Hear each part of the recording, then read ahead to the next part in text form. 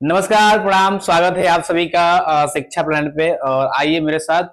और आज का जो ये सेट का क्या बोलते हैं वीडियो है आपके सामने उपस्थित है, मैं लेकर आपके सामने उपस्थित हूँ। जैसे कि आप देख रहे हैं क्वेश्चन आपके सामने लग गई है। थोड़ा मानसून आ गया है, आप सभी जानते ही हैं, चल ही रहा है, ठीक है। तो इसके वजह से थोड़ा हमारे जो लाइव क्लासेस है उसको थोड़ा दिक्कतें आई, परेशानियां आई, तो हमने इसको रिकॉर्डेड फॉर्म में रिकॉर्ड करके वीडियो को डालने का ये प्रयास किया है। और आपकी चलेंगी क्लासें जो है निरंतर वैसे के वैसे ही चलती रहेंगी। थोड़ा सा हम लोग का जो नेटवर्क प्रॉब्लम दिक्कत आ गया तो हम उसको जल्द से जल्द दूर करेंगे। फिलहाल जो है ये आज का जो सेशन है ये आपके रिकॉर्डेड फॉर्म में मिलेगा। और समय से थोड़ा क्या है, समय से थोड़ा हम लोग क्या वंचित रह गए थे। आपकी बाकी और क्लासेज जो होंगी समय पर ही उपलब्ध कराई जाएंगी, तो आज ही थोड़ा सा दिक्कतें मौसम सबको करनी पड़ेगी, ठीक है। खैर कोई बात नहीं, हम लगातार मेहनत कर रहे हैं और करते भी रहेंगे आपकी तैयारी को शानदार बनाने के लिए, बेहतर बनाने के लिए। तो जैसे कि आप देख रहे हैं, आपका पहला क्वेश्चन स्क्रीन पे लग गया है और आप देख भी रहे हैं, और इसका आपको देना है आंसर। क्या कह रहा है क्वेश्चन, पहले क्वेश्चन को पढ़िएगा। कृपया मेरी थोड़ी सी मदद करो।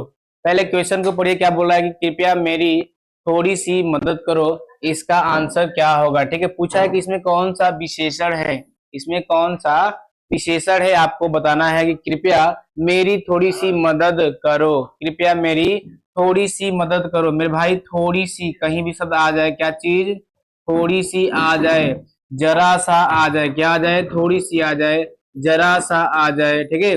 बहुत आ जाए, ज्यादा आ जाए, क्या आ जाए, बहुत आ जाए, ज्यादा आ जाए, ये सबके सब जो होते हैं कहीं ना कहीं माप तौल का बोध कराते हैं। क्या कराते हैं, ये माप तौल का बोध कराते हैं मेरे भाई, ये माप तौल का बोध कराते हैं। और माप तौल का जहां भी बोध हो वहां पे क्या होता है, तो आप बताइएगा, परिमाणवाचक विशेषण होता है। क्या होता है, वहां पे परिमाणवाचक क्रिया विशेषण होता है, याद रखिएगा। इसका राइट आंसर ए हो जाएगा, परिमाणवाचक क्रिया विशेषण। क्योंकि कृपया मेरी थोड़ी सी, कृपया मेरी थोड़ी सी मदद करिए, थोड़ी सी, ज्यादा, बहुत, ठीक है, कम, कहीं ना कहीं परिमाण मात्रा की बात कर रहा है। और जहां भी मात्रा की बात करे, जहां भी मात्रा की बात करें वहां पे परिमाणवाचक क्रिया विशेषण होता है।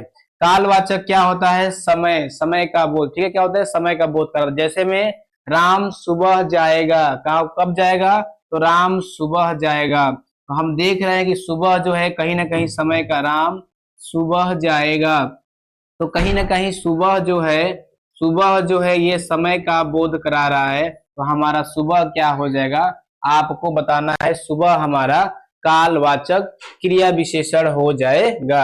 अच्छा, रीतिवाचक क्रिया विशेषण क्या होता है, तो ऐसा क्रिया विशेषण शब्द जो क्रिया के रहन सहन, चलने का ढंग के बारे में बताए। जैसे में राम तेज चलता है, राम तेज चलता है, तो मेरे भाई तेज क्रिया विशेषण शब्द तो है, तेज चलता है क्रिया विशेषण शब्द तो है, लेकिन कैसा है, आप बताइएगा। आप बताइए, क्या बताएंगे आप, तो आपको बताना है कि तेज जो है शब्द है ये रीतिवाचक क्रिया विशेषण है। क्या है, रीतिवाचक क्रिया विशेषण है। तो मैंने आपको परिमाणवाचक बताया जो मापतौल का बोध कराए, कालवाचक बताया जो समय का बोध कराए, सुबह, दोपहर, आज, ठीक है, 2 दिन बाद, कहीं ना कहीं समय का बोध करा रहा है। और तेज कहीं ना कहीं क्रिया के रीति रिवाज होने के ढंग के बारे में बता रहा है। तो वो क्या हो जाएगा आपका, वो आपका रीतिवाचक क्रिया विशेषण हो जाएगा, ठीक है, याद रखिएगा। बढ़ते हैं अगले क्वेश्चन की तरफ। ये देखिए पांचवा क्वेश्चन क्या कर रहा है, चूंकि दूसरा क्वेश्चन है लेकिन ठीक है, टाइपिंग थोड़ा मिस्टेक हो गया, कोई दिक्कत नहीं।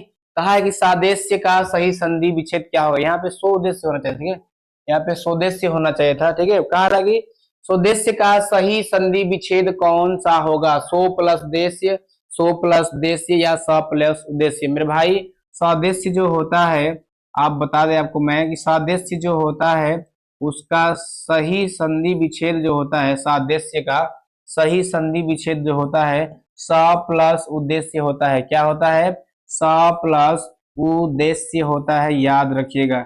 यहाँ पे ओ की मात्रा अवश्य है, ठीक है, क्योंकि ओ की मात्रा तभी तो होती है जहां से, यहाँ से अगर हम अ निकालते हैं और यहाँ से हम ऊ, छोटा ऊ निकालते हैं, तो क्या बनेगा, हमारे ओ बनेंगे।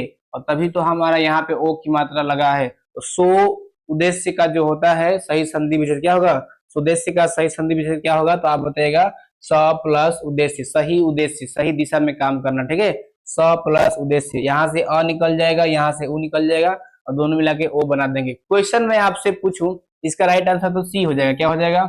इसका राइट आंसर सी हो जाएगा। लेकिन मैं आपसे पूछूं कि स्वदेश में कौन सी संधि है, तो मेरे भाई इसी के तर्ज पे एक और देख लो, जैसे में आपका और क्लियर हो जाएगा। क्या है आपका? महोदय। क्या है? महोदय। इसको आप अगर दो भागों में डिवाइड करते हैं तो बनेगा महा प्लस उदय। क्या बनेगा? महा प्लस उदय बनेगा। ध्यान दीजिएगा। तो यहाँ से हम आल निकाल लेते हैं, तो यहाँ से हम छोटा ऊ ले लेंगे, तो हमारा क्या बन जाएगा? दोनों मिला के ओ बन जाएगा। कहीं ना कहीं ओ की मात्रा यहाँ पे लगा है। तो हम देख रहे हैं कि ओ की मात्रा वाले शब्द क्या बता रहे हैं हमें? हमें बता रहे हैं कि ये गुण संधि है। क्या है? गुण संधि है। याद रखिएगा। कैसा संधि है ये? ये स्वर संधि में कौन सा है? गुण स्वर संधि है। याद रखिएगा मेरे भैया, गुण स्वर संधि है, भूलना नहीं है। ठीक है, चलिए आगे बढ़ते हैं अगले क्वेश्चन की तरफ। तो इसका राइट आंसर सी हो जाएगा। संधि कौन सी है, कैसे विच्छेद करेंगे, मैंने सारी बातें आपको बता दिया। एक क्वेश्चन और आपसे पूछ लूं मैं, जब वर्डों को हम अलग करते हैं, अर्थात जब हम शब्दों में संधि करते हैं और उसमें वर्डों को जब हम तोड़ रहे होते हैं, जब वर्ड अलग होते हैं तो तोड़ने की क्रिया विच्छेद कहलाती है। क्या कहलाती है? विच्छेद कहलाती है। याद रखिएगा। और जैसे ही जब हम शब्दों को तोड़ते हैं, अर्थात ऐसा समास में होता है, जब हम शब्दों को अलग करते हैं तो तोड़ने की क्रिया विग्रह कहलाती है। याद रखिएगा। क्या कहलाती है? विग्रह कहलाती है। और विच्छेद का विलोम क्या होगा? तो आप बताइएगा। संधि होगा। क्या होगा? संधि। संधि मतलब जोड़ना और विच्छेद मतलब तोड़ना। लेकिन किसे? वर्डों को। जब वर्ड जुड़ते हैं तो जोड़ने की क्रिया संधि, और जब वर्ड टूटते हैं तो तोड़ने की क्रिया विच्छेद। सेम वैसे ही विग्रह, विग्रह का व्यास हो जाएगा या समास हो जाएगा। क्या हो जाएगा? व्यास हो जाएगा या नहीं, समास ही होगा। क्या होगा? समास होगा। क्या होगा? समास होगा। विग्रह का समास होगा। जब जब हम शब्दों को जोड़ते हैं तो जोड़ने की क्रिया समास कहलाता है, जब शब्द को तोड़ते हैं तो तोड़ने की क्रिया विग्रह कहलाती है। विग्रह का एक और अर्थ होता है, इसका नाम है व्यास। ठीक है, तो कहीं कहीं आपको समास का विलोम विग्रह नहीं दिखेगा, लेकिन व्यास दिखता है, तो आप उसको टिक अवश्य करिए। तो ये सारी बातें थी आपके लिए। चलिए आगे चलते हैं। अगला क्वेश्चन देखो, ये बीपीएससी 2023 में पूछा है, इसलिए मैंने इसको हाथों से नोट किया। ठीक है, क्या है क्वेश्चन? थोड़ा क्वेश्चन को ध्यान से आप पढ़िए।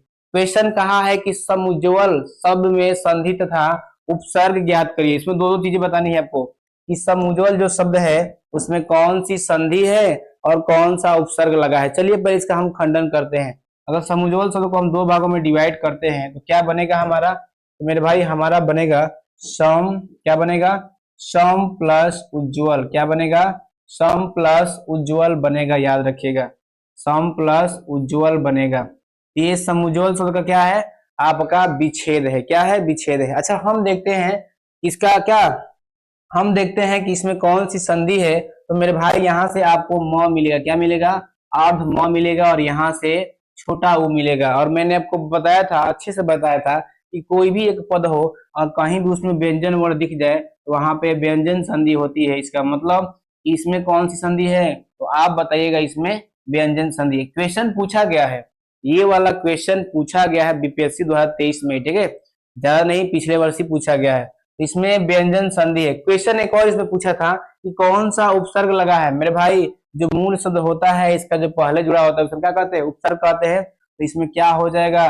इसमें सम क्या है? आप बता दीजिएगा कि इसमें सम जो है उपसर्ग लगा है। क्या लगा है? इसमें सम उपसर्ग लगा है। तो समुज्ज्वल में सम उपसर्ग है और हमारी व्यंजन संधि है। याद रखिएगा। ठीक है, चलिए आगे चलते हैं अगला क्वेश्चन की तरफ। अगला क्वेश्चन देखिए क्या बोल रहा है कि नीलिमा शब्द में कौन सा प्रत्यय है? नीलिमा। क्या बोला है?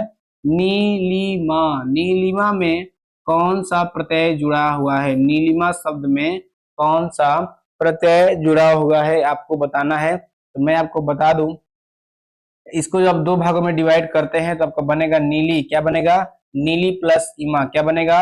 नीली प्लस इमा बन जाएगा। तो हम यहाँ पे देखते हैं इसमें इमा प्रत्यय जुड़ा है। क्या जुड़ा है? इमा प्रत्यय जुड़ा है। ये मूल शब्द हो जाएगा नीली, और इमा इसमें क्या हो जाएगा? आप बताएंगे। ये हमारा प्रत्यय हो जाएगा। तो कहीं दिख रहा है? क्या दिख रहा है? इमा प्रत्यय दिख रहा है। बी इसका राइट आंसर हो जाएगा। ठीक है, क्या हो जाएगा? बी इसका राइट आंसर हो जाएगा। नीलिमा में, नीलिमा में कौन सा प्रत्यय जुड़ा है? आप बताएंगे। इमा प्रत्यय जुड़ा है। प्रत्यय से याद आया थोड़ा, आइए प्रत्ययों के बारे में आपको बताते हैं। देखिए यहाँ पे है प्रत्यय। प्रत्यय मेरे भाई मूल शब्द के पीछे लगते हैं। जैसे मैं आपको बताऊं कि मीठा, क्या है? मीठा आपका मूल शब्द है और इसमें हमने जोड़ दिया आई। क्या जोड़ दिया? आई जोड़ दिया तो बन क्या गया हमारा, आप बोलेंगे बन गया मिठाई। क्या बन गया, मिठाई बन गया। किसके जोड़ने से बन गया मिठाई, आप बोलेंगे आई को जोड़ने से बन गया। तो हमने क्या बताया कि मूल शब्द ये कहलाएगा, और मूल शब्द के जो पीछे जुड़ता है उसे हम क्या कहते हैं, प्रत्यय करते हैं। तो मूल शब्द के पीछे आई जुड़ा तो आई क्या बन जाएगा, आप बताएंगे आई ही हमारा प्रत्यय हो जाएगा। अब प्रत्यय जो होता है दो प्रकार का होता है, तद्धित प्रत्यय होता है, उसके बाद कृत प्रत्यय होता है। तद्धित क्या होते हैं, केवल क्रिया को छोड़ करके अगर कोई संज्ञा में, सर्वनाम में, ठीक है, विशेषण में कोई अगर क्या लगा हो, प्रत्यय लगा हो, तो उसे हम तद्धित प्रत्यय कहेंगे। ठीक है, जैसे में बलवान, क्या है, बलवान। तो हम देखते हैं कि बल प्लस वान जो शब्द है ये कहीं ना कहीं, बल क्या है, संज्ञा शब्द है, कहीं ना कहीं वान जो शब्द है ये संज्ञा में लगा है। तो ये जो वान प्रत्यय होगा क्या होगा, इसको तोड़ दे रहे हैं यहाँ पे ताकि समझ में आ जाए। जो आपका वान प्रत्यय होगा एक तो बल हो जाएगा और प्लस वान। जो हमारा वान प्रत्यय होगा तो वान हमारा कैसा प्रत्यय होगा, तो आपको बताना है तद्धित प्रत्यय। क्या हो जाएगा, तो मेरे भाई तद्धित प्रत्यय हो जाएगा। चलिए क्या हो जाएगा, तद्धित प्रत्यय हो जाएगा। अच्छा, तद्धित प्रत्ययों से बने शब्द को हम तद्धितांत शब्द कहते हैं। ठीक है, इस शब्द का नाम क्या हो जाएगा, तद्धितांत शब्द। याद रखिएगा, तद्धितांत, तद्धितांत शब्द। तो हम आपको मैं ये थोड़ा बातें बता दें कि जो प्रत्ययों से बने शब्द होते हैं, ठीक है, उसे हम क्या कहते हैं, तद्धितांत प्रत्यय। किस प्रत्यय से, तो तद्धित प्रत्यय से। और तद्धित प्रत्यय तो लगता किसमें है, तो संज्ञा में, ठीक है, उसके बाद सर्वनाम में, बस क्रिया को छोड़कर विशेषण में। चलिए कृत प्रत्यय क्या होता है, जब हम किसी क्या बोलते हैं, क्रिया शब्द में कोई प्रत्यय जुड़ा है, जैसे में चल, तो चल क्या है, क्रिया है। पढ़, तो पढ़ क्या है, हमारा क्रिया है। ठीक है, क्रिया है। तो इसमें ना अगर हम प्रत्यय जोड़ते हैं तो क्या बनेगा, चलना। इसमें ना जोड़ते तो क्या बनेगा, पढ़ना। तो मेरे भाई जो ना जो है ये हमारे कैसे प्रत्यय कहलाएंगे, आप बताएंगे, ये हमारे सबके सब कृत प्रत्यय कहलाएंगे। क्या कहलाएंगे, ये सबके सब हमारे कृत प्रत्यय कहलाएंगे। ठीक है, क्या कहलाएंगे, कृत प्रत्यय कहलाएंगे। और कृत प्रत्ययों से बने से, जैसे मान लीजिए किससे क्या बन गया, आप बताएंगे पढ़ से पढ़ना बन गया। तो पढ़ना जो हमारा शब्द हो जाएगा ये हमारा क्या होगा, कृदंत शब्द हो जाएगा। क्या हो जाएगा, कृदंत शब्द हो जाएगा। अब चलिए थोड़ा सा एक बार रिवीजन कराते हैं आपका। जिस संज्ञा में, सर्वनाम में और विशेषण में कोई कोई प्रत्यय जुड़ गया उससे बने शब्द को हम तद्धितांत शब्द कहेंगे। और जिस क्रिया में कोई प्रत्यय जुड़ गया उससे बने शब्द को हम कृदंत शब्द कहेंगे। याद रखिएगा, ठीक है, तद्धितांत शब्द और क्या है, कृदंत शब्द। ये प्रत्यय था जो मैंने आपको प्रत्यय के बारे में बताया। चलिए उपसर्ग क्या होते हैं आपको मैं बता दूं।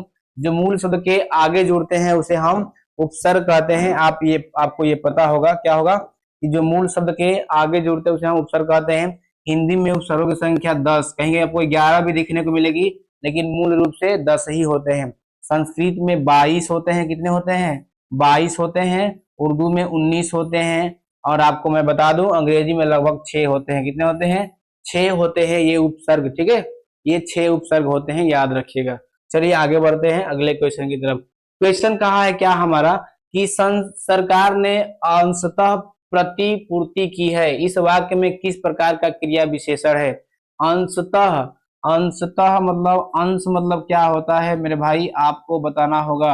अंशतः यानी अंश मतलब क्या होता है, अंश मतलब होता है भाग। क्या होता है, भाग होता है, हिस्सा होता है। तो कहीं ना कहीं जहां भी भाग की बात आ जाए, हिस्सा की बात आ जाए, तो परिमाणवाचक माप तोल का बोध करा रहा है। किसका करा रहा है, आप बताएंगे, ये तो माप तोल का बोध करा रहा है। और जहां भी माप तौल का बोध हो, माप तौल का बोध हो, कौन सा विशेषण होता है, आप बताएंगे परिमाणवाचक विशेषण होता है। क्या होता है, परिमाणवाचक विशेषण होता है। अंशतः कह दे, ज्यादा कह दे, थोड़ा कह दे, ठीक है, ये सबके सब क्या है, तो आपको बताना है ये परिमाणवाचक विशेषण है। कालवाचक क्या होते हैं, मुझे सुबह तेज चलना है, ठीक है, या मुझे 2 दिन पहले ही जाना पड़ेगा, जाना चाहिए। ठीक है, 2 दिन पहले, तेज सुबह उठना, ठीक है, आज आना, ठीक है, सुबह गया, दोपहर को गया, सबके सब क्या है, समय का बोध करा रहे हैं।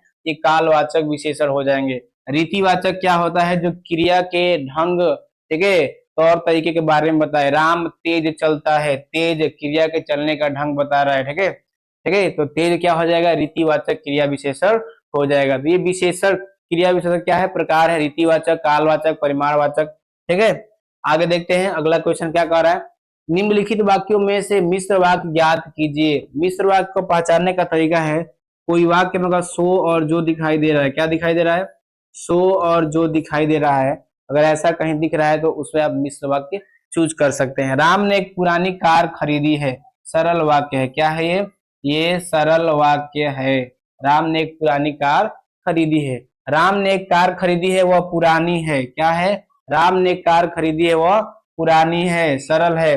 राम ने जो कार, देखो यहाँ पे जो शब्द आया है, राम ने जो कार खरीदी है वह पुरानी है, जो शब्द आ गया तो कैसा हो जाएगा ये मेरे भाई मिश्रित वाक्य हो जाएगा। क्या हो जाएगा, मिश्रित कह लीजिए या मिश्र वाक्य कह लीजिए, ये मिश्र वाक्य हो जाएगा। ठीक है, मैंने वाक्य को भी पढ़ा है विस्तार से, आप चाहे तो देख सकते हैं, इस एप्लीकेशन पे पढ़ा है। आगे चलते हैं अगले क्वेश्चन की तरफ। 9 नंबर क्वेश्चन क्या कह रहा है कि जो न जाना गया हो, इस वाक्यांश के लिए एक शब्द क्या होगा। अच्छा, मैं आपसे पूछूं कि जिसे जाना गया हो उसे, जिसे जाना गया हो उसे हम क्या कहते हैं, जो ज्ञात हो उसे हम ज्ञात कहते हैं, जिसे जाना गया हो, जिसे जाना गया हो उसे हम क्या कहते हैं, ज्ञात कहते हैं। जाना गया हो, क्या हो, जिसे जाना गया हो उसे हम क्या कहते हैं, उसे हम ज्ञात कहते हैं, ज्ञात, क्या बोलते हैं, ज्ञात। और जिसे नहीं जाना गया हो, अज्ञात, क्या होता है, जिसे नहीं जाना गया हो, नहीं जाना गया हो उसे हम क्या कहते हैं, तो आप याद रखिएगा, जिसे नहीं जाना गया हो उसे हम अज्ञात कहते हैं। क्या कहते हैं, अज्ञात कहते हैं। क्वेश्चन पूछा है कि जो न जाना गया हो अज्ञात, क्या होता है, अज्ञात, और जो जाना गया हो ज्ञात। ठीक है, तो आप इससे अंदाजा लगा सकते हैं। इसका राइट आंसर ए हो जाता है। क्या हो जाता है, ए इसका राइट आंसर हो जाता है। ठीक है, ए इसका राइट आंसर हो जाता है। चलिए अगले क्वेश्चन का आंसर दीजिए। कह रहा है कि मुख्यार्थ की बाधा होने पर रूढ़ी या प्रयोजन से अन्य अर्थ का ग्रहण होता है, वह शब्द शक्ति का क्या कहलाता है। थोड़ा सा ये डीपली बातें हैं, ठीक है, इसको मैं अगले वीडियो में विस्तार से बताऊंगा। फिलहाल आप इतना समझ लीजिए, शक्ति का क्या कहलाती है, ग्रहण होता है तो वह शब्द शक्ति का क्या कहलाता है, वो अभिधा कहलाता है। ठीक है, शक्ति, अभिधा, लक्षण, ठीक है, 2-3 अलग बातें हैं। मैं आपको इस अगली वीडियो में विस्तार से इनके बारे में बताऊंगा। ठीक है, तो इसका फिलहाल आप आंसर जान लीजिए कि इसका अभिधा बी होगा। ठीक है, अभिधा होगा। आगे चलते हैं अगले क्वेश्चन की तरफ। क्या कर अगला क्वेश्चन देखिए, क्रिया के पद परिचय में इनमें से क्या क्या होता है। अगर आप क्रिया का पद परिचय देना चाहते हैं, क्रिया के बारे में 2-4 बातें बताना चाहते हैं, तो उसमें क्या क्या कहना जरूरी होगा कि क्रिया का प्रकार अवश्य बताएंगे आप, वाच्य अवश्य बताएंगे, और पुरुष। ठीक है, कि क्या है पुरुषवाचक, क्या बोलते हैं पुरुष, हाँ उसमें एकल पुरुष है या द्विपुरुष है। ठीक है, जो भी है आपको बातें उसमें बतानी पड़ती है। तो मैं आपसे बता दूं कि पहले तो आप क्रिया के बारे में अगर 2-4 भी बातें बताते हैं, उसमें क्रिया का प्रकार बताना होता है, वाच्य बताना होता है, पुरुष भी बताना होता है, प्रथम पुरुष, ठीक है, द्वितीय पुरुष, तृतीय पुरुष। ठीक है, तो क्रिया में इन 3 चीजों का होना भी क्या है, जब आप उसके बारे में बता रहे हैं तो इन 3 चीजों का होना जरूरी है। भाववाच्य, क्या है आपका, कृतवाच्य, उसके बाद और क्या होता है आपका कर्तावाच्य, कर्मवाच्य। तो ये आपको बताना आवश्यक होता है। तो ये आपका ए राइट आंसर हो जाएगा। क्रिया का प्रकार, वाच्य, और क्या हो जाएगा पुरुष, प्रथम पुरुष, द्वितीय पुरुष, तृतीय पुरुष। ठीक है, इसको बताना आवश्यक होता है। बाकी लिंग, वचन, काल उतना मेंशन नहीं करता। आगे चलते हैं अगले बातों पे। अगला क्या कर रहा है क्वेश्चन हमारा, कह रहा है कि निम्नलिखित में से कौन सा शब्द रूप भिन्न है। 3 आपके ऑप्शन दिए हैं, ऐसे तो 5 हैं, लेकिन इसमें से आपको चूज करना है कौन सा ऑप्शन भिन्न है। कमसीन, क्या दिया है, कमसीन, कमजोर। ठीक है, क्या है, कमसीन। ठीक है, कम उम्र वाले को कमसीन भी बोला जाता है। ठीक है, जो बहुत दुबला पतला हो उसे कमजोर बोला जाता है। तो कहीं ना कहीं ये दोनों एक दूसरे क्या है, पैरेलल है, समानांतर है। लेकिन कहीं ना कहीं निगोड़ा जो शब्द है ये कहीं ना कहीं इनसे अलग है।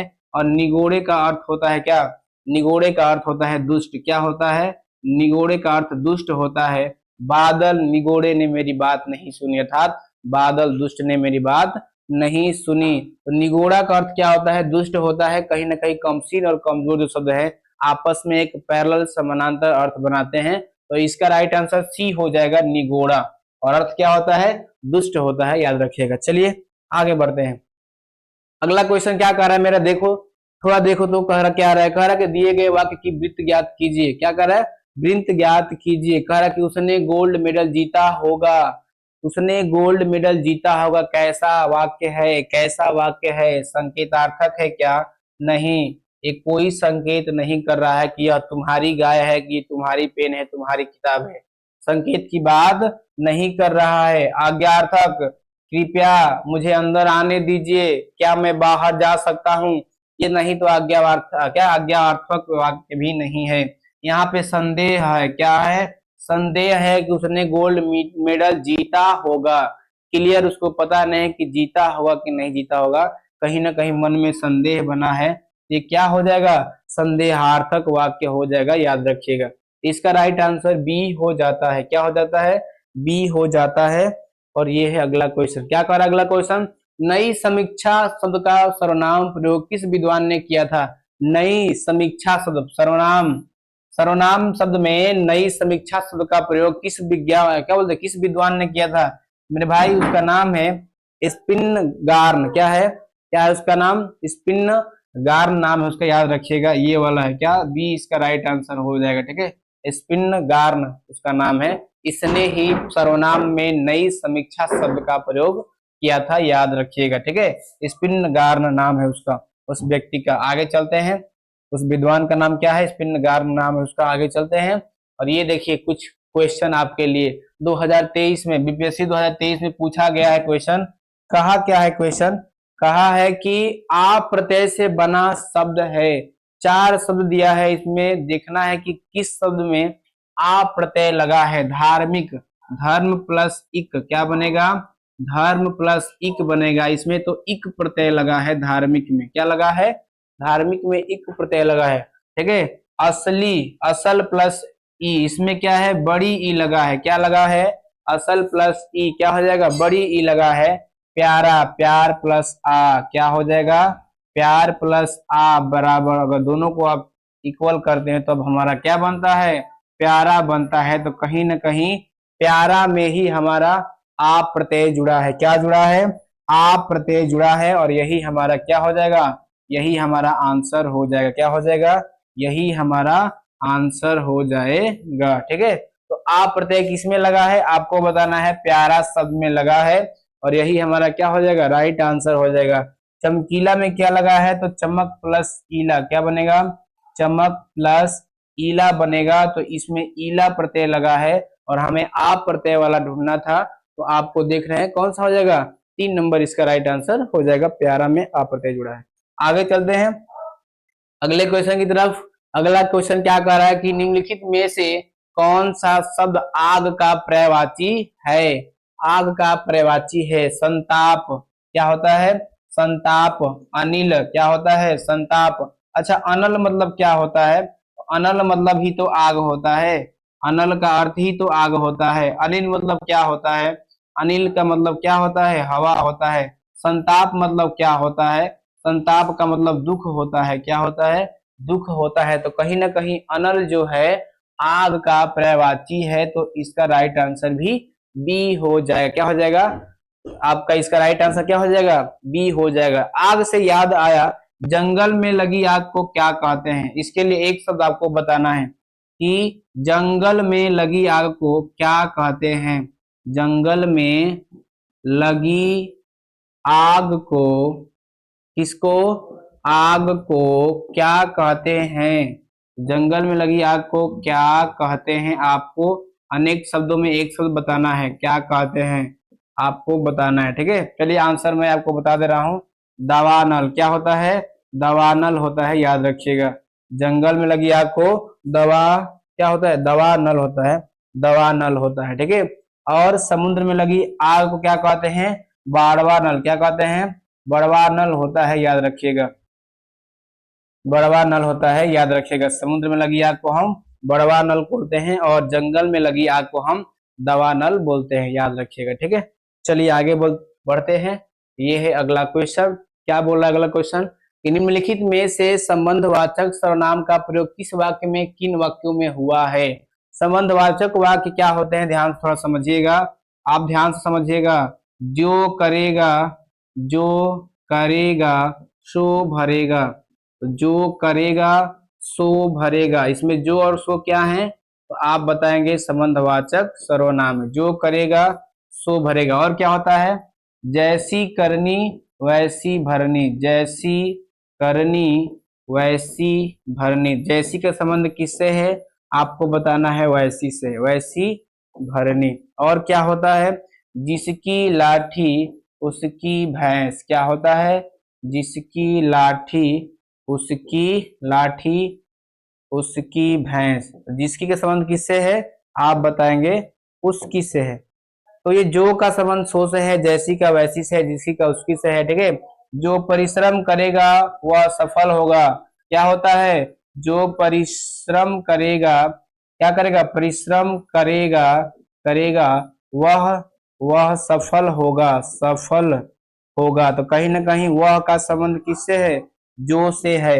इसमें सबके सब में क्या है? आप बताएंगे संबंधवाचक वाक्य है। क्या है? संबंधवाचक वाक्य। कहीं भी आपको ऐसा वाक्य दिखाई देते हैं तो आपको आंख बंद करके बताना है कि सब में संबंधवाचक वाक्य। देखते हैं किसमें है। जो सोता है सो खोता है। जो का संबंध सो से इसमें भी है। जिसने परिश्रम, जिसने जिसने परिश्रम किया वह सफल हुआ। जिससे, उस जिसने का क्या है? वह से संबंध है। जैसी करनी वैसी भरनी, मेरे भाई तीनों के तीनों में कैसे हैं? संबंधवाचक सर्वनाम है। उपयुक्त में से एक से अधिक इसका राइट आंसर हो जाएगा। ठीक है। उपयुक्त में से एक से अधिक इसका राइट आंसर हो जाएगा। सबके सब क्या है? संबंधवाचक वाक्य हैं, याद रखिएगा। आगे चलते हैं अगले क्वेश्चन की तरफ। क्या बोला है देखो थोड़ा तो, जो धनिया ना स्वर है, धनिया नहीं यहाँ पे होना चाहिए था, यहाँ पे ध्वनिया होना चाहिए था। क्या होना चाहिए था? यहाँ पर ध्वनिया होना चाहिए था। चलो कोई बात नहीं। जो ध्वनिया क्या है? जो ध्वनिया न स्वर है न व्यंजन है, इन्हें हम क्या कहते हैं मेरे भैया? जो वर्ण जो होते हैं न स्वर होते हैं ना ही व्यंजन होते हैं, उन्हें हम अयोगवाह वर्ण कहते हैं। क्या कहते हैं? उन्हें हम अयोगवाह वर्ण कहते हैं। और अयोगवाह वर्ण जो होते हैं, अयोगवाह वर्ण जो होते हैं तीन प्रकार के होते हैं। एक तो हमारा अनुस्वार होता है, एक तो हमारा विसर्ग होता है, और एक तो हमारा चंद्रबिंदी होता है, इसे हम अनुनासिक कहते हैं। अंक की मात्रा को अनुस्वार कहते हैं। क्या कहते हैं? अनुस्वार कहते हैं। इसे हम विसर्ग कहते हैं। क्या कहते हैं? इसे हम विसर्ग कहते हैं। और इसे हम क्या कहते हैं? अनुनासिक कहते हैं, याद रखिएगा। ये तीन प्रकार के होते हैं। तीन प्रकार के होते हैं, अयोगवाह वर्ण, अनुस्वार, विसर्ग और अनुनासिक। एक चीज मैं आपको और बता दूं इनके बारे में। अयोगवाह वर्ण जो होते हैं, क्या होते हैं? अयोगवाह वर्ण जो होते हैं, ये जो होते हैं स्वर के बाद, क्या होते हैं? स्वर के बाद और व्यंजन से पहले लिखे जाते हैं। कहाँ से? स्वर के बाद और व्यंजन से पहले लिखे जाते हैं। अब ये बात क्या है, थोड़ा ध्यान समझिएगा। ये 1 लाख की बात है, मैं आपको बता दूं। स्वर के बाद और व्यंजन से पहले लिखे जाते हैं। चलिए पहले नंबर पे क्या है, तो आपको बताना है स्वर, उसके बाद अयोगवाह वर्ण आएगा, तब व्यंजन से। मतलब कहीं भी आप कोई शब्द में देख लीजिए, अयोगवाह वर्ण स्वर के बाद लिखा जाएगा और व्यंजन के पहले। इसके लिए एग्जाम्पल दे रहे हैं आपको। देखिए मैं यहाँ पे लिख रहा हूँ अंत। क्या लिख रहा हूँ? अंत। अंत एक क्या है, तो आप बताएंगे शब्द है। अगर आप इसको तोड़ते हैं तो क्या बनेगा? और प्लस अंग का मतलब अर्थात अनुस्वार। उसके बाद क्या बनेगा? त, और प्लस क्या बनेगा? अ। हमने क्या किया, तो इसका खंड किया अंत शब्द का। अ ये अनुस्वार बिंदी है, अर्ध त है, और उस पर क्या है? अ है। आप ही बताइए अ क्या है? आप बताएंगे तो स्वर वर्ण है। क्या है? अ तो हमारा स्वर वर्ण है। चलिए तो हमारा क्या है? आप बताएंगे व्यंजन वर्ण है। क्या है? व्यंजन वर्ण है। तो हम देखते हैं क्या, और ये अंक की मात्रा क्या है, तो अंक की मात्रा हमारा जो है क्या है? ये हमारा अनुस्वार है। क्या है? ये हमारा अनुस्वार है। तो हम यहाँ पे बताना आपको क्या चाहते हैं कि देखिए स्वर के बाद आया है और व्यंजन, तो क्या है? व्यंजन है, तो व्यंजन से पहले आया है। यही मैंने आपको यहाँ पे फॉर्मूला बताया था कि स्वर के बाद अयोगवाह वर्ण आता है और व्यंजन से पहले आता है कोई भी शब्द में। ठीक है, ये 1 लाख की बात है, याद रखिएगा। चलिए आगे बढ़ते हैं अगले क्वेश्चन की तरफ। कह रहा है कि दिए गए वाक्य में गुणवाचक विशेषण ज्ञात कीजिए। गुणवाचक विशेषण ज्ञात कीजिए। सेंटेंस ही पूरा नहीं लिखा। विशाल वृक्ष, ठीक है, राम के घर विशाल वृक्ष हैं, या राम के आंगन में क्या है? क्वेश्चन, राम के आंगन में विशाल वृक्ष हैं। क्वेश्चन कहा है कि दिए गए वाक्य में गुणवाचक विशेषण ज्ञात कीजिए। क्या होगा, आंगन होगा या राम होगा या वृक्ष होगा या विशाल होगा। कहीं ना कहीं गुणवाचक क्या होता है, उसका गुण मोटा, लंबा, पतला, ठीक है। तो ये क्या है, कहीं ना कहीं गुण के बारे में बोध करा रहा है। तो विशाल होना क्या है, विशाल होना उसके गुणवाचक विशेषण के बारे में रूबरू करवा रहा है, ठीक है। तो विशाल जो शब्द है क्या हो जाएगा, गुणवाचक विशेषण हो जाएगा। बाकी आम यहाँ पे क्या है, तो आम आप कहेंगे ये आपका संज्ञा शब्द है। क्या है, संज्ञा शब्द है, याद रखिएगा। आम क्या है, संज्ञा शब्द है, ठीक है। वृक्ष, वृक्ष भी क्या है, संज्ञा है। और वृक्ष की बात करें तो ये कैसा है, आप बताएंगे जातिवाचक संज्ञा है। क्या है, जातिवाचक, दोनों के दोनों क्या है, जातिवाचक संज्ञा है, याद रखिएगा, जातिवाचक संज्ञा है। आम से याद आया, आम कैसा शब्द है, आम कैसा शब्द है आपको बताना है। आम जो है तद्भव शब्द है। क्या है, तद्भव शब्द है। और आम का तत्सम क्या हो जाएगा, तो आम्र हो जाएगा। क्या हो जाएगा, आम्र हो जाएगा। तो आम्र हमारा यहाँ पे क्या है, तत्सम शब्द है। आम जो है तद्भव है और आम्र क्या हो जाएगा, तत्सम। और साथ ही साथ दोनों के दोनों क्या है, जातिवाचक संज्ञा है। आम का व्यक्तिवाचक क्या हो जाएगा, आप बता रहे, चौसा, ठीक है, दशहरी, ठीक है, ये सब क्या है, आम के व्यक्तिवाचक है। चलिए, तो विशाल यहाँ पे क्या हो जाएगा, गुणवाचक विशेषण हो जाएगा, याद रखिएगा। अगले क्वेश्चन की तरफ बढ़ते हैं। ये देखिए अगला क्वेश्चन कह रहा है कि देवनागरी लिपि में किए गए सुधारों में पंचमाक्षर के बदले अनुस्वार का प्रयोग का सुझाव इनमें से किसने दिया था। पहले तो समझो कि पंचमाक्षर होते क्या है, विस्तार से समझिएगा। हमने आपको स्पर्श व्यंजन पढ़ाया था, जिसकी संख्या क्या होती है, 25 होती है। उनको 5-5 का ग्रुप करके बांटा गया है। क, ख, ग, घ, थोड़ा सा आपका कीमती समय लेंगे। घ के बाद क्या होता है, अंग। उसके बाद दूसरा जोड़ा च, छ, ज, झ, और एक क्या होता है य, ट, ठ, ड, ढ, और क्या होता है, अड़ा होता है, त, थ, द, ध, और क्या होता है, न होता है। उसके बाद प होता है, फ होता है, ब होता है, भ और म होता है। अच्छा, मैंने आपको ये क्यों बताया, क्योंकि देखो ये पहला है, ये दूसरा है, ये तीसरा है, ये चौथा है और ये पांचवा है। और प्रत्येक वर्ग का अपना अपना नाम है, आपको पता ही होगा। पहले वर्ग से इसका नाम होता है, ये प वर्ग, ये त वर्ग, ये ट वर्ग, ये च वर्ग, ये क वर्ग। तो प्रत्येक वर्ग का जो पांचवा अक्षर है यहाँ पे अंग हो जाएगा, य हो जाएगा, अड़ा हो जाएगा, न हो जाएगा, म हो जाएगा। सबके सबको हम पंचमाक्षर कहते हैं। क्या कहते हैं, पंचमाक्षर कहते हैं। कई बार हमने बताया है इस बात को, कई वीडियो में बताया है, ठीक है, पंचमाक्षर कहते हैं। और इनके स्थान पे हम अनुस्वार अर्थात, इनके स्थान पे हम अनुस्वार अर्थात, अनुस्वार मतलब अंक की मात्रा का प्रयोग कर सकते हैं। तो ये बात किसने बताई, ये बात किसने बताई, तो ये श्याम सुंदर दास ने बताई थी कि हम व्याकरण के जो देवनागरी लिपि है, इसमें व्याकरण लिखे गए हैं, व्याकरण के वर्ण हैं, उसके स्थान पे हम अनुस्वार, पंचमाक्षर के स्थान पे हम अनुस्वार का प्रयोग कर सकते हैं। ये बात श्याम सुंदर दास ने बताई थी। एक प्रयोग करके आपको बता दे रहे हैं, ध्यान से देखिएगा। चलिए देखिए, यहीं पे देखिए, मैं आपको बोलूं कि क्या दंत ये वाला सही है या दंत ये वाला सही है, तो आप बताएंगे मेरे भाई दोनों के दोनों ही क्या है, सही है। क्योंकि यहाँ पे देखिए न है क्या, तो मैं आपको बता दूं, न जो है यहाँ पे, न जो है पंचमाक्षर वर्ण है। और यहाँ पे क्या किया गया, न को हटा करके इसके स्थान पे अनुस्वार का प्रयोग किया गया है। तो कहीं ना कहीं दोनों के दोनों ही क्या है, सही है। तो आप पंचमाक्षर का स्थान पे अनुस्वार और अनुस्वार का स्थान पे आप पंचमाक्षर का प्रयोग कर सकते हैं। और यही बात बताई थी किसने, तो ये बताए थे श्याम सुंदर दास ने। चलिए आगे बढ़ते हैं अगले क्वेश्चन की तरफ। क्या कह रहा है देखिए, देवनागरी लिपि से आया, ठीक है, भारत की जो क्या है, संस्कृत भाषा है, हिंदी भाषा है, मराठी भाषा है, ब्रज भाषा है, सबके सब किस लिपि में लिखे गए हैं, देवनागरी लिपि में लिखे गए हैं, ध्यान रखिएगा। चलिए आते हैं, कुछ लिपियों के नाम बता देते हैं आपको, ठीक है। जैसे में कश्मीरी, क्या है, कश्मीरी जो भाषा लिखी गई है वो शारदा लिपि में लिखी गई। किस लिपि में, वो शारदा लिपि में लिखी गई है, याद रखिएगा। एक और आपको बता दें हम, हिंदी क्या है, हिंदी जो है, उसके बाद हिंदी के बाद संस्कृत है, संस्कृत के बाद आपका मराठी है, क्या है, मराठी है, मराठी के बाद आपका क्या है, ब्रज भाषा है, क्या है, ब्रज, ब्रज भाषा है। सबकी सब जो लिपियां हैं, सभी की लिपियां देवनागरी लिपि है। क्या है, देवनागरी लिपि है, याद रखिएगा, ठीक है। सबकी लिपियां क्या है, देवनागरी है। अच्छा, एक और है अंग्रेजी। अंग्रेजी की लिपि कौन सी है, तो आपको मैं बता दूं, रोमन लिपि। कौन सी लिपि है, रोमन लिपि अंग्रेजी की लिपि है। इतनी बात भी आप याद रखिएगा, ठीक है। तो ये है, आगे पंजाबी एक आती है। पंजाबी की जो लिपि है वो गुरुमुखी, आपको पता भी होगा। पंजाबी की लिपि कौन सी है, तो आपको बताना है गुरुमुखी लिपि। तो ये सारी लिपियां थी जो मैंने आपको बताया। आगे बहुत सारी लिपियां हैं, याद रखिएगा।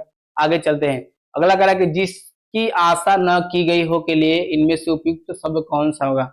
अनेक शब्दों का एक शब्द है, जिसकी आशा न की गई हो। उसके लिए क्या होता है, अप्रत्याशिता। क्या होता है, अप्रत्याशिता होता है। जिसकी कोई आशा न की गई हो और वह व्यक्ति आपके सामने तुरंत दिखाई दे रहा है, उसे हम अप्रत्याशिता कहते हैं, जिसकी आशा ना की गई होती है। इसका राइट आंसर ए हो जाता है। ठीक है, तो इतना ही क्वेश्चन था आज के लिए। ठीक है, आज के लिए इतना ही क्वेश्चन था जो मैंने आपको बताया। ये क्वेश्चन बड़ा ही महत्वपूर्ण था, पिछले एग्जाम में पूछा भी गया। ठीक है, क्योंकि आज क्लास आपकी लाइव नहीं हो सकी, थोड़ा दिक्कत था। आप देख ही रहे हैं कि मानसून जो है आ गया है, और मानसून आया है तो बहुत सारी दिक्कतें कर दिया है। ठीक है, वायर भी टूट गया है हमारा वाईफाई का, इसकी वजह से आज लाइव क्लास नहीं हो पाई। लेकिन आपकी तैयारी छूटे ना। ठीक है, निरंतर आपके सामने वीडियो जाए आपका। ठीक है, तैयारी बेहतर हो सके इसके लिए हम निरंतर प्रयास करते रहे और आप भी करते ही रहे हैं। ठीक है, इसलिए बोला समझे कि क्यों ना रिकॉर्डेड फॉर्म में आज वीडियो को डाल दिया जाए। तो आज का जर्नी यहीं तक था। ठीक है, मिलते हैं नेक्स्ट वीडियो में, तब तक के लिए दीजिए इजाजत। जय हिंद।